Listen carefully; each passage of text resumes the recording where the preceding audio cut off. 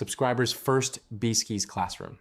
What actually makes men happy versus what makes women happy, and why you keep getting it completely backwards. Last week's article hit differently for a lot of you. I know because you told me. The replies came in for 3 days straight, people forwarding it to their spouses, people saying they printed it out. One woman, and I am not making this up, said she read it out loud on her back porch to her husband of 18 years, and they both just sat there in silence for a while because they finally had words for something neither of them had been able to name. That is why I do this. So today we go deeper, because here is the thing nobody at the dinner table, the counselor's couch, or the marriage retreat is saying out loud. Happiness itself, not just love, not just attachment, but the actual day-to-day experience of feeling genuinely alive and well also routes through different chemical pathways in male and female brains. Same engine, completely different fuel. And most couples have been filling the wrong tank for years without understanding why neither person ever seems to be running at full capacity. Let me show you. First, 2 kinds of happy. Before the neuroscience, you need a foundation. Because happiness is one of those words everybody uses and nobody defines. And if we are going to talk about what actually generates it in the brain, we need to be precise. This is a science classroom. We are going to be precise. There are 2 neurologically distinct flavors of happiness. The first is hedonic happiness, the immediate pleasure hit, the dopamine spike. This feels incredible right now. The first bite of something perfect, an unexpected compliment that lands square in the chest. Your team scoring in the final 30 seconds. It is intense, it is real, and it fades. And when it fades, the brain goes looking for another one. The second is eudaimonic happiness. Slower, deeper, harder to catch on a random Wednesday. This is the quiet, bone-deep sense that your life has meaning, that you are contributing something that matters, that the relationships you have are real and worth protecting, that you are good at something worth being good at. You do not feel it like a spike. You feel it like a foundation. It accumulates over years through repeated experiences of purpose, competence, connection, and genuine belonging. Real sustainable happiness, the kind that does not require you to chase the next dopamine hit just to keep your baseline from dropping, requires both, the spike and the foundation. Now here is where sex differences start to matter. Because while both men and women need both types of happiness, the specific pathway that most powerfully and reliably generates each type differs. Not a little, significantly. And most people in long-term relationships are inadvertently feeding their own pathway while starving their partners with genuine love and genuine effort every single day. Your app word for today, dopamine. You know this one. Dopamine is your brain's reward and motivation chemical. It is made in a region deep in the brain and released whenever your nervous system decides something is worth pursuing, worth repeating, or worth caring deeply about. Pop science calls it the pleasure chemical. Researchers are more precise now. Dopamine is really the wanting chemical, not the feeling of pleasure itself, the motivational drive toward pleasure. The "this matters, go get more of it" signal. Here is a teacher analogy, because I cannot help myself. Think of your brain like a house with a security system.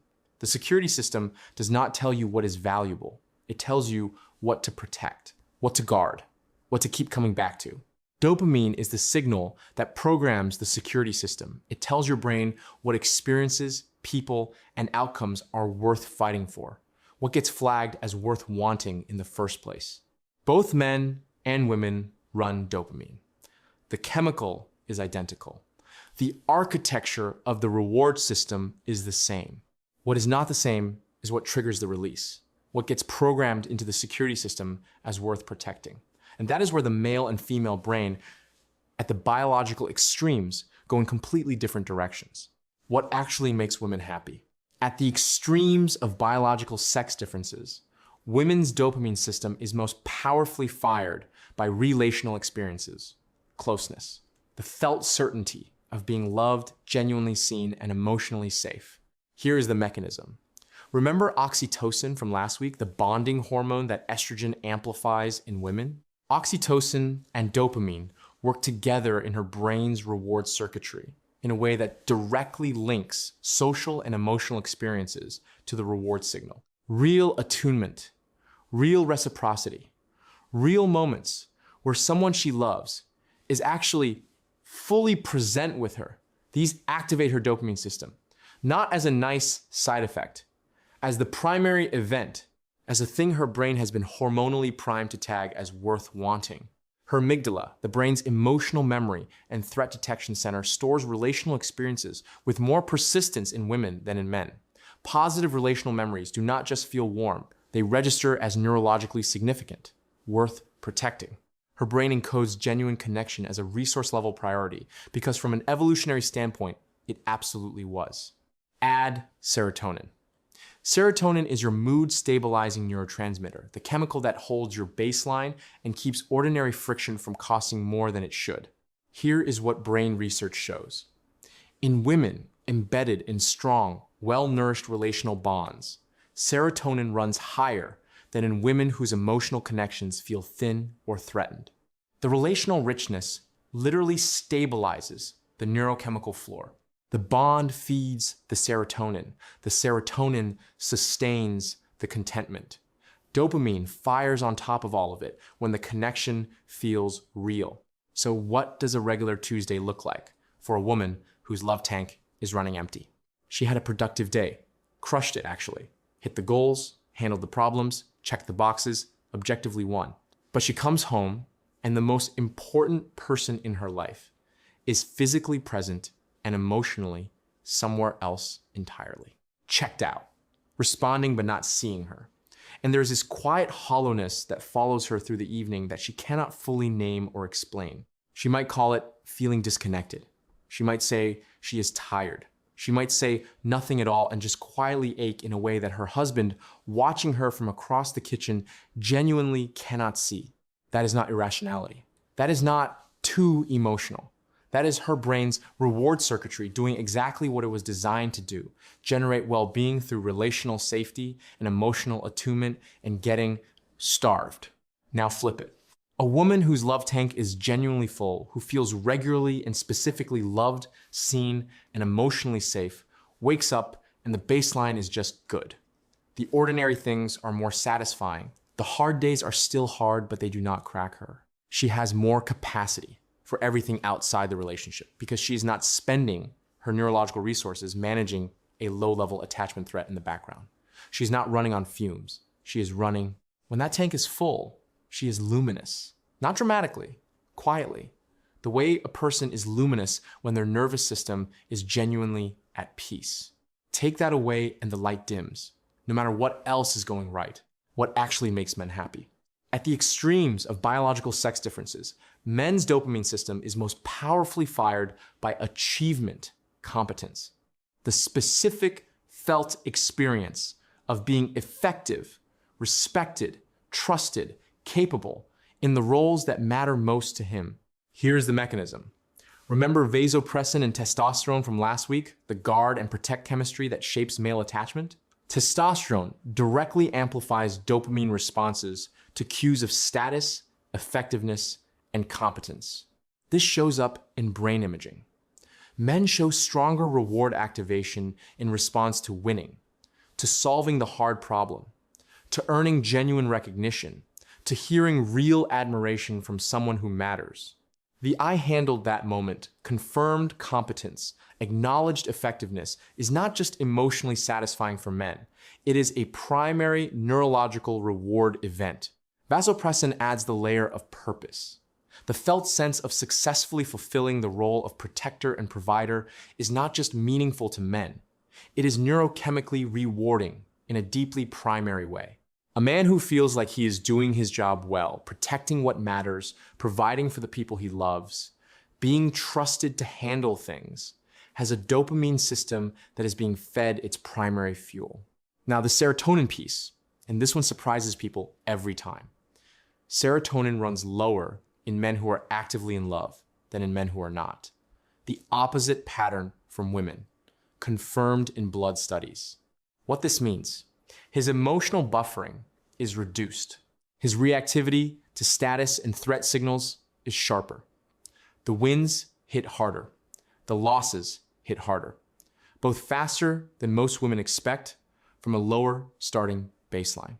Regular Tuesday for a man whose respect tank is running empty. He has a comfortable home, loving family, nothing objectively wrong, but he carries this low-grade restlessness he cannot put words to.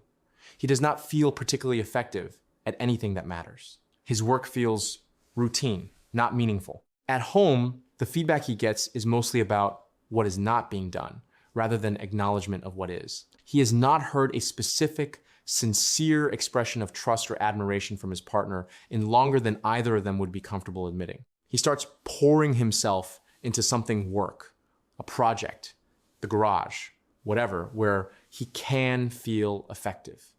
Because some competence, dopamine from somewhere, is better than none. His wife watches him invest his energy everywhere except the emotional life of their relationship and thinks he does not value what we have. She feels unloved. Her oxytocin dopamine system starts going hungry. He has no idea any of this is happening because he was just trying to fill a tank he did not know he had. Now flip it. A man who feels genuinely respected by his partner, specifically, consistently, in ways that are specific and sincere rather than generic, is energized in ways that compound. The wins multiply. Feeling effective makes him want to be more effective. Feeling trusted makes him lean into the vulnerability of genuine closeness because he is not spending his neurological resources defending a sense of worth under constant siege. He is present, emotionally available, romantic in ways that only the secured version of a man can be romantic. When his tank is full, the walls come down every single time. Take the respect away through consistent contempt, through the slow drip of you never get it right, through eye rolling and dismissal, and the engine stalls. Quietly, he goes through the motions. The light goes out through a completely different chemical pathway than hers, but with the same devastating result, the happiness gap. This is the uncomfortable part. Here is what I want you to sit with, because this is both the most uncomfortable and the most hopeful thing in this article. Most couples, good couples, loving couples, couples who genuinely want each other to be happy, are chronically starving each other of the one thing their partner's brain needs most. Not out of malice, not even out of laziness, out of pure neurological ignorance. She loves him. So she invests in what generates happiness for her. She creates warmth. She plans meaningful experiences. She works to build emotional depth. She tends the relational garden with real care and real effort and real love. And his dopamine system is still running on half a tank because what she is offering consistently, lovingly, every day is emotional warmth and closeness, which feeds her reward pathway. What his reward pathway actually needs on a consistent basis is admiration, acknowledgement, specific and sincere recognition that he is doing well at the things that matter. She has no idea there is a gap because from inside her brain, loving someone means giving what she most needs to receive. It feels generous because for her, it is.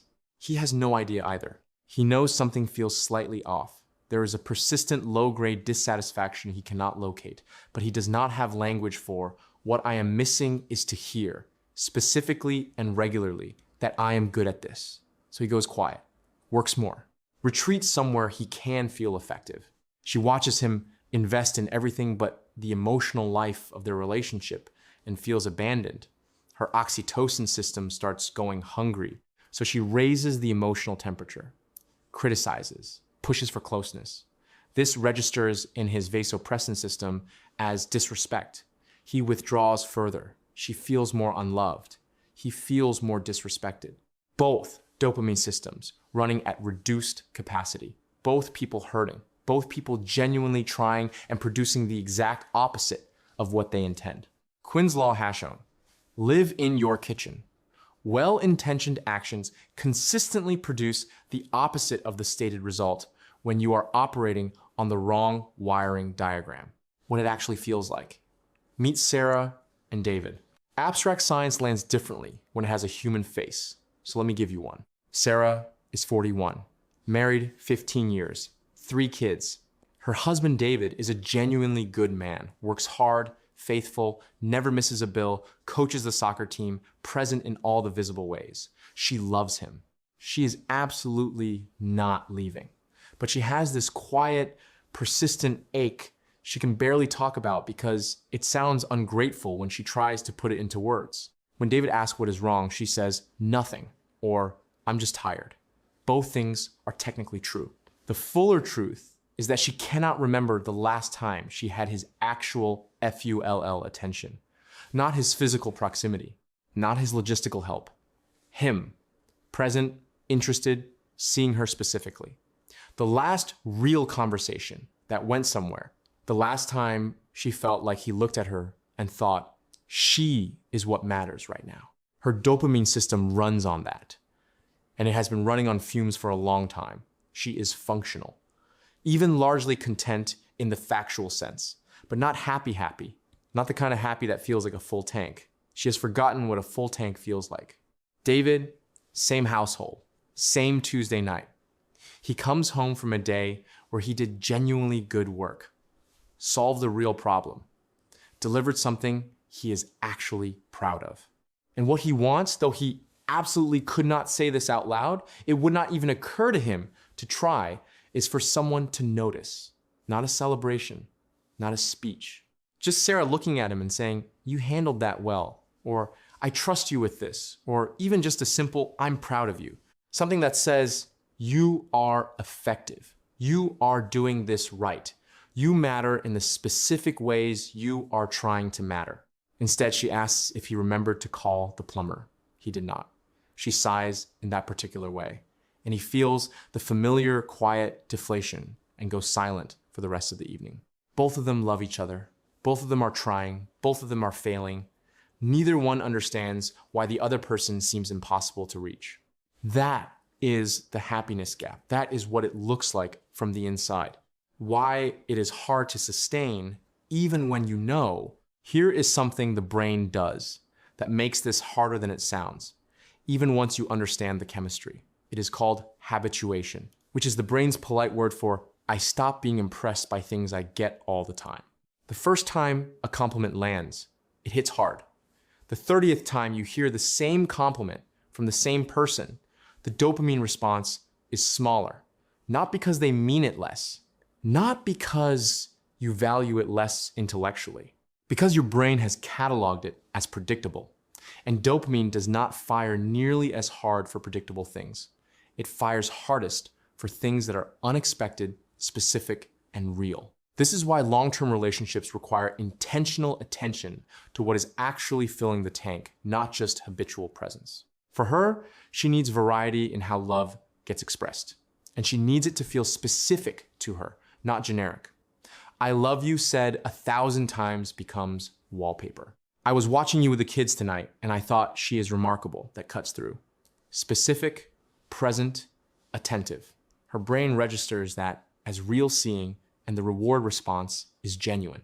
For him, he needs specific admiration for specific things with real sincerity behind it.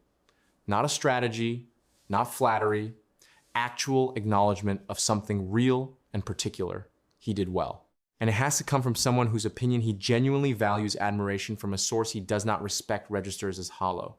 The acknowledgement only works if the person offering it has standing in his eyes. The couples who stay genuinely happy over decades are not just the ones who love each other most. They are the ones who stay curious about each other, who make it a practice to notice, who keep speaking directly to each other's primary chemical need instead of going on autopilot and assuming the other person's tank is full just because theirs is. What both tanks full actually looks like. I want to give you the positive vision here because most of what I write is about what goes wrong. You deserve to see what goes right. When her emotional needs are consistently met, the love tank genuinely full, feeling regularly and specifically seen and chosen and safe. She is warm, generous, present, emotionally available, and has the capacity to give. Because she is not chronically spending her neurological resources managing an attachment threat in the background. She laughs more easily, gives more freely, is less reactive to ordinary friction. She advocates for him, with the kids, with the world, with herself. A woman whose love tank is consistently full is easier to love. Not because she becomes someone else, because she has enough security to show up as her best self. When his respect and effectiveness needs are consistently met, the respect tank genuinely full, feeling regularly trusted and valued and capable, the walls come down. He is present in ways that surprise people who've only ever seen the defended version. He listens. He initiates. He is gentle. He is romantic in the specific way that only a man who feels secure enough to try can be romantic. A man whose respect tank is consistently full is easier to be loved by. Not because he becomes someone else, because he stops spending his energy defending a worth that is under constant attack. Both systems running well, both people at their best. The energizing cycle doing what Eggerichs says it does. She feels loved, offers respect. He feels respected, offers love. She feels more loved, feeding upward instead of spiraling down. Same people, same house, same Tuesday, entirely different neurochemical reality. That is what you are building. That is the destination. Keep your eyes on it. The practical breakdown. In case the science got away from you, here is the version you can actually use. What consistently fuels her happiness? Feeling genuinely loved and specifically seen. Real emotional presence from the people who matter most. Regular confirmation, not performance. Confirmation that she is safe and chosen. Meaningful conversation where someone is actually paying attention. Knowing her emotional world is not a burden. What consistently fuels his happiness? Feeling genuinely respected and specifically effective. Sincere admiration for real, particular things he handles well. Trust in his judgment. The satisfaction of fulfilling his role and having that actually acknowledged out loud. A sense of purpose in what he protects and provides. What drains her? Emotional distance, dismissal, feeling unseen, having her emotional needs treated as excessive or inconvenient. What drains him?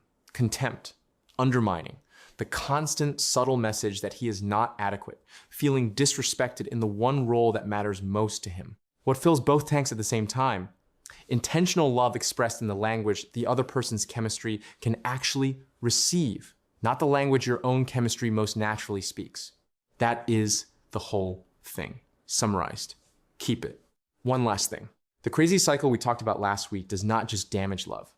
It suppresses happiness for both people simultaneously, running both dopamine systems at reduced capacity every day it continues. She is not just unloved during the cycle, she is neurochemically starved. He is not just disrespected during the cycle, he is neurochemically stalled. Both tanks draining, both baselines dropping, both people wondering why everything feels harder than it should. The energizing cycle does the opposite. Both reward systems fed, both baselines stable, both people operating from their best version of themselves instead of their defended one. Same people, same relationship, completely different biochemical outcome based entirely on whether you understand which tank you are supposed to be filling. Reply below. I mean it. I read all of them. Which part of this hit hardest? Are you reading this series with your spouse? Tell me how that conversation is going. I genuinely want to know. But what do I know? I am only a science teacher who teaches the human nervous system to teenagers for a living, watches this exact pattern wreck good relationships on a regular basis, and still finds it astonishing that something this consequential is not required curriculum in every high school in America.